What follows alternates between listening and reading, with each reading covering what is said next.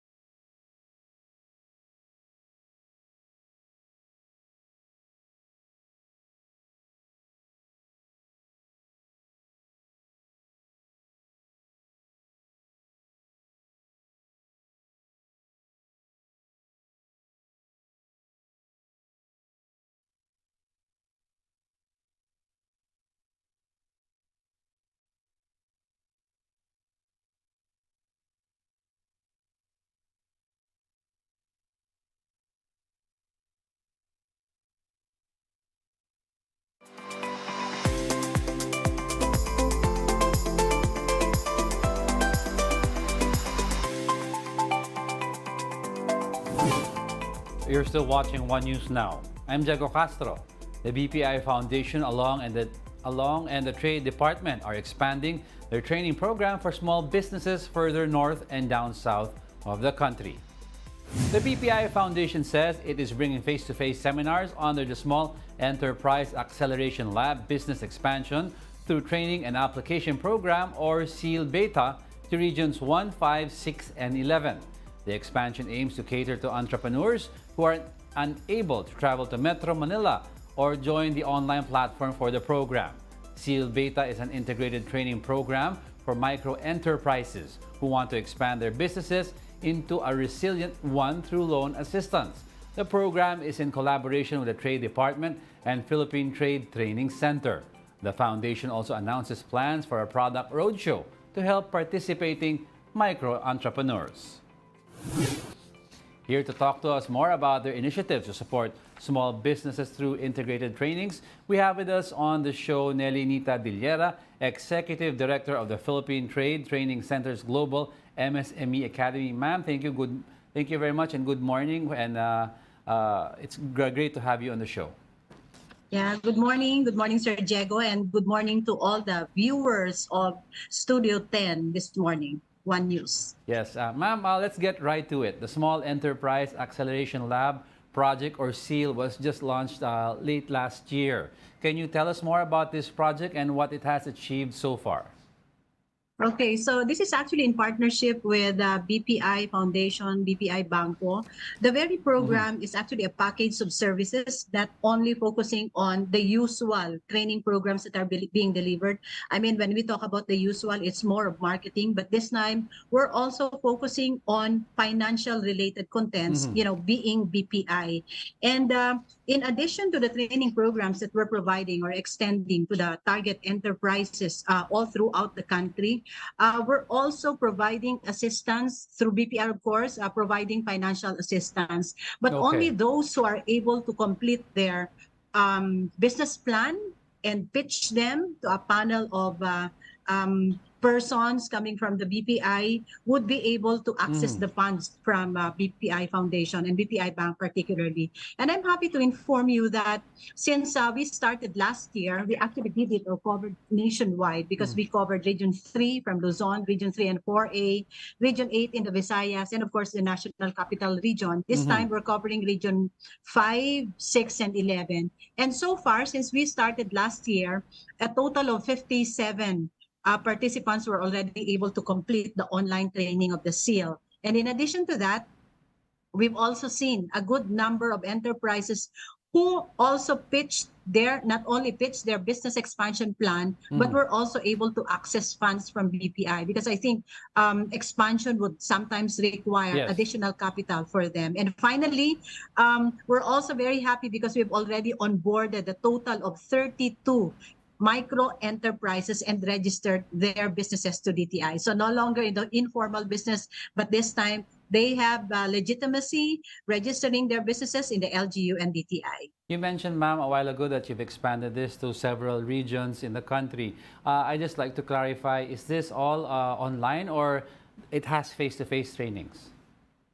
It's actually face-to-face. We all know that there's still some challenges as far as connectivity is concerned in the Philippines. That's why DTI PTTC, the Philippine Trade Training Center, together with BPI, decided to do this face-to-face so that this can become inclusive. So we're covering now Region 5, 6, and 11. Okay, and ma'am, how can small business owners join this initiative? How many MSMEs have benefited from SEAL Beta, and how many more do you target to reach?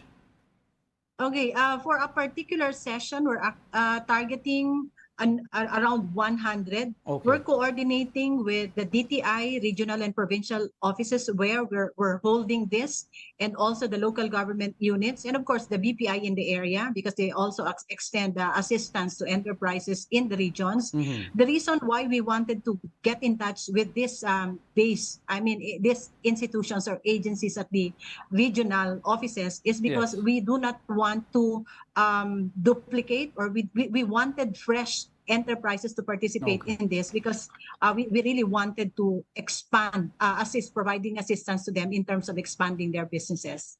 And of course, ma'am, what we'd want to know is what other initiatives can we expect in support of MSMEs?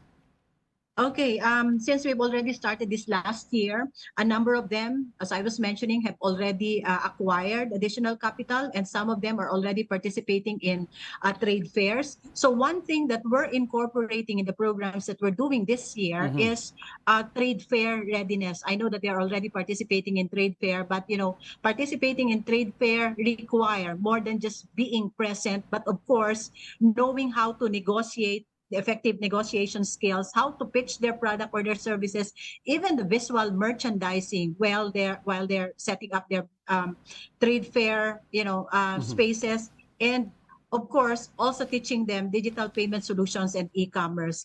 For the business expansion, enterprise expansion, we're also providing training contents in terms of production diversification or product diversification. We wanted them to look into the trends in the market right now. How can they expand their products or even services responding to the requirements or needs of the consumers, even entrepreneurial finance. On the finance aspect, because this is the strength of BPI. We have debt management, loan requirements, and other financial related courses, because that's also we wanted to strengthen the skills on the part of the enterprises. Well, thank you very much, ma'am, for joining us. Unfortunately, that's all the time we have. Ms. Nita Dillera, Executive Director of the Philippine Trade Training Center's Global MSME Academy. Thank you very much. Good morning. Thank you. Morning. And those are the top business stories of the hour. I'm Diego Castro. Join us again at 2 p.m. We are One News. All sides, all the time.